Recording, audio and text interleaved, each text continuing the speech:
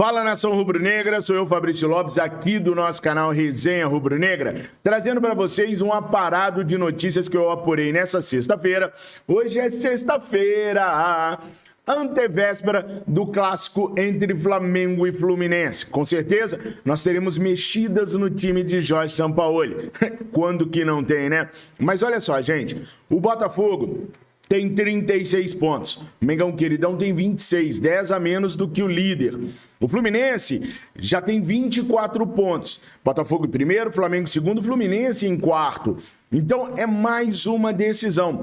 É mais um jogo valendo 6 pontos para o nosso querido clube de regatas, o Mengão Queridão. Então o Flamengo precisa estar bem e precisa estar forte para essa partida contra o Fluminense, que acontecerá neste domingo, às 16 horas, no estádio do Maracanã. Agora, o Flamengo precisa estar forte, mas quem foi hoje no Ninho do Urubu viu um time esfacelado, um time arrebentado, um time todo maltrapilho por conta dos jogos realizados no gramado sintético. O jogo contra o Palmeiras e o jogo contra o Atlético Paranaense detonou os jogadores. Eu estava conversando agora com um dirigente rubro-negro que disse que chegava a dar dó de ver os jogadores todos destroçados devido ao campo de gramado sintético, tanto do Palmeiras quanto o do Atlético do Paraná. Os jogadores sentem muito as condições adversas deste campo. O Fabrício Bruno, por exemplo, não tem lesão. O problema do Fabrício Bruno foi justamente os seguidos jogos no campo de bolinhas. Só que tem um detalhe, gente. O Fabrício Bruno não pega o Fluminense neste final de semana, porque está suspenso, mas ele está zerado. Não tem lesão com o Fabrício Bruno. Apenas o cansaço e o desgaste e as dores comuns pelo campo de bolinhas, pelo gramado sintético. Como eu falei para vocês, a informação que eu tenho é que quem chegasse hoje para ver o treino no Ninho do Urubu não ia ver o grupo de jogadores do Flamengo, aquele grupo forte, aquele grupo 100%. Ia haver um grupo bem maltratado pelos problemas do gramado sintético. Ah, coitadinhos, são jogadores, são bem pagos para isso sim, eles foram lá, jogaram, quase venceram o Palmeiras, a arbitragem não deixou, venceram a equipe do Atlético do Paraná, então assim, eles fizeram a parte deles, mas é um grupo que sente muitos efeitos do gramado sintético. Já o Eric Pulgar é uma outra situação. Ele tem um desconforto na posterior da coxa direita e não treinou hoje. Ele ficou fazendo fisioterapia. O caso dele é de fisioterapia. Deve levar de 1 a 2 semanas para o Eric Pulgar voltar aos gramados. É claro que esse tempo pode ser reduzido dependendo da evolução do jogador, mas hoje a expectativa é que o jogador retorne daqui a 2 ou 3 partidas pelo Flamengo. Para o jogo contra o Fluminense, então, neca de pitibiriba, tá? É um problema na posterior da coxa direita. É aquele cara, o tal do quadríceps, que eu falo para vocês há muito tempo, que incomoda os jogadores do Flamengo. Vira e mexe, o Flamengo tem este tipo de problema. Eu já listei para vocês a quantidade de lesões que o Flamengo teve esse ano, graças a esse vilão que ronda o centro de treinamento do Jorge Elal, chamado quadríceps. Braba a situação. Então, com a saída do Eric Pulgar, uma modificação pode ser feita no time do técnico Jorge Sampaoli. A entrada do Alan como titular. O técnico Jorge Sampaoli gostou muito do que viu do Alan nos minutos que ele jogou contra o Atlético do Paraná. Viu mais movimentação. E o Sampaoli, pessoal, ele gosta de jogadores que têm mais movimentação. Jogadores que se locomovem mais, porque dá mais possibilidade de passes, dificulta a marcação adversária. Os jogadores que são mais fixos, que são mais pregados, com o Sampaoli vão ter mais dificuldades. Haja visto o próprio Pedro, que é letal dentro da área, mas que recebeu a recomendação do treinador para poder se movimentar mais, para poder se movimentar mais, para receber mais bolas, fazer mais jogadas. Então, se o Pedro, que era indiscutível, precisou se movimentar, imagina os outros jogadores. Então, há grandes chances do Alan começar como titular na equipe de Jorge Sampaoli neste domingo contra a equipe do Fluminense, tá? Sobre mercado da bola, ainda precisamos falar sobre mercado da bola. Nicolás La Cruz é carta fora do baralho. Eu leio os comentários de vocês e algumas pessoas disseram o seguinte: Fabrício, não pode ser para desviar a atenção do Flamengo que o dirigente do River Plate falou que o Nicolás La Cruz quer ficar. Eu até concordo que esse possa ser o raciocínio, mas a minha apuração é que o jogador quer ficar esse último semestre lá. Ele não deu certeza do que vai acontecer no ano que vem lá. Mas esse semestre, o jogador foi convencido pelo Demichelis, pelos seus companheiros de time, que ele quer, que ele precisa ficar lá, e ele entendeu que ele tem que ficar lá. Então não é uma questão do dirigente jogar para a torcida, porque foi uma apuração que eu fiz, tá? E o jogador quer permanecer por lá. Sobre o Scarpa. Não tem nada de Scarpa no Flamengo, nunca teve nada de Scarpa no Flamengo. A informação que eu tive, inclusive, é que o Flamengo sequer sondou o Scarpa para o Flamengo, porque sabe e entende que o jogador é recém-chegado na Inglaterra, está indo muito bem por lá, e o jogador já deu inúmeras declarações que quer ficar na Europa mais tempo. Só para vocês terem uma ideia, o Scarpa não está saindo, não está indo para restaurante, para teatro, não está passeando com os brasileiros que estão lá na Inglaterra. Ele está fazendo isso com os ingleses, com os europeus. Sabe para quê? Para conhecer mais da cultura. Ele não quer sair com brasileiro, ele quer sair com os europeus para conhecer mais, para se ambientar mais. O Scarpa não tem planos de voltar para o Brasil tão logo. Então a diretoria rubro-negra sabia disso e, segundo eu apurei, jamais tentou contratar o Scarpa. Nunca teve essa história do Scarpa no Flamengo. Nunca, tá bom? Sobre o Claudinho. Hoje saiu a notícia que eu já tinha trazido para vocês, que a oferta de 15 milhões de euros não vingaria lá. Já falei sobre isso com vocês no vídeo hoje de manhã. Saiu no jornal O Dia a informação que os dirigentes rubro-negros podem ir a São Petersburgo. É por isso que vocês estão vendo essas imagens aqui. É aonde o Claudinho tá, é aonde o Zenit tá. Porque se pensa em Rússia, se pensa logo em Moscou. Não, o time do Zenit está aqui, em São Petersburgo. Então pode ser que a diretoria do Flamengo resolva dar um pulinho rápido lá em São Petersburgo. Hoje já é dia 14 de julho.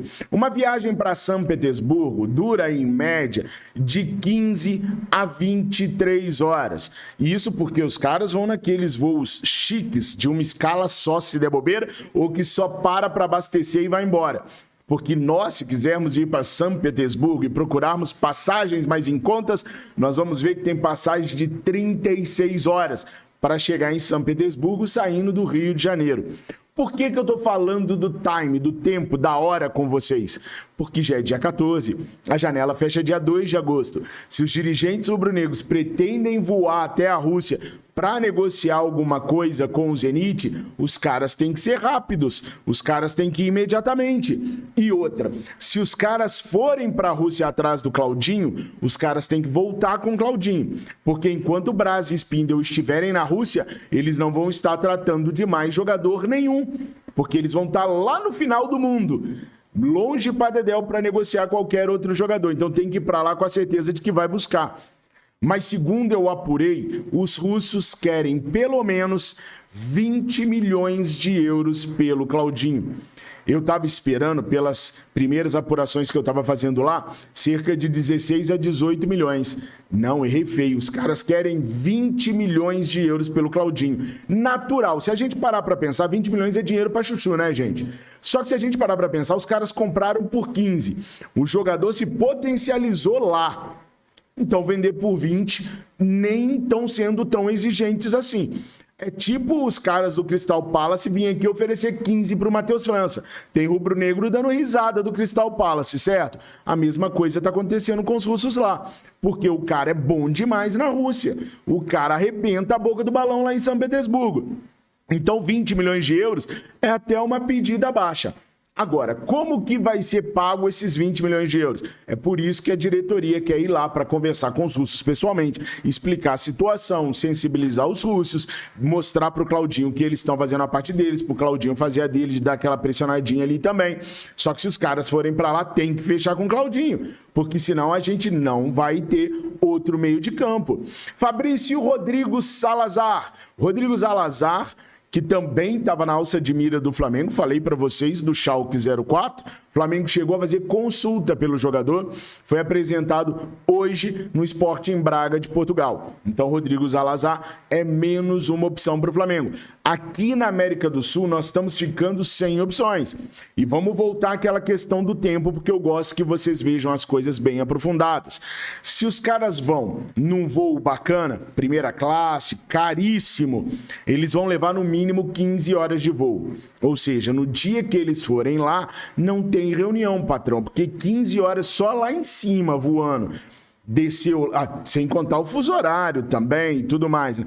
Desceu lá, tem que fazer check-in no hotel, tem que se hospedar, tem que descansar. Quem voa sabe que é brabo, né? Eu ia e vinha de Manaus, que é só 6 horinhas, e chegava arrebentado. Imagine 15 horas, mesmo que seja de primeira classe. Os caras precisam se alimentar, comer, ou seja, o primeiro dia já foi. Eles não vão fazer uma rodada de negociações só. Eles vão fazer várias rodadas de negociação, porque o time do Zenit vai querer explorar o máximo possível. Então, eles vão passar lá, assim, sendo muito, mas muito otimista mesmo, uma semana pelo menos, mas sendo muito otimista, uma semana. Então, se eles viajassem hoje para lá, eles retornariam com o Claudinho no dia 21. Só que hoje eles não vão. Não tem previsão de amanhã, nem depois da manhã. Se eles forem para lá no dia 18, 19, 20, 21, 22, 23, 24, eles voltam no dia 25. Olha como é que as coisas estão assim apressadas. Não pode ir para a Rússia para dar a cartada e voltar sem o Claudinho, porque depois não vai ter tempo hábil de procurar outro, e a gente precisa de outro meio de campo. O Sampaoli sabe, identificou, já pediu, a diretoria reconhece isso, então a gente não pode perder tempo. Tem que ir, dar a cartada certeira e voltar com o Claudinho debaixo do braço, porque senão não vai dar tempo. Ou então, ficar aqui no Brasil, negociar daqui, vídeo, chamada, o escambau A4, para poder ir articulando outras coisas. Fabrício, o Flamengo não tem ninguém além do Braz e do Spindel que pode conduzir negociações com outros jogadores? Tem, o Fabinho e o Juan. Vocês confiam? Acho que nem o Braz confia nos caras para fazer isso, né? Então o Flamengo tá assim. O Flamengo esperou muito pelo Nicolás de la Cruz. O Flamengo esperou muito para a proposta chegar na mão do Zenit. Agora o Flamengo precisa correr contra o tempo para poder trazer o Claudinho. E hoje o Claudinho virou opção número 1, número 2, número 3, número 4, número 5, porque dificilmente o Flamengo vai ter tempo hábil, se for a Rússia, para tentar outro meia. Você tem outro meia para sugerir ao Flamengo? E com relação à não participação do Eric Pulgar no jogo contra o Fluminense, você insistiria com o Thiago Maia ou traria o Alan? Eu trouxe números do Thiago Maia para vocês. Eu confrontei números do Thiago Maia com os números do Alan. É claro que é injusto, porque o Alan tem um jogo depois de março, abril, maio, junho, julho, 5 meses parado, né? E o Thiago Maia está em atividade, está no auge da forma física.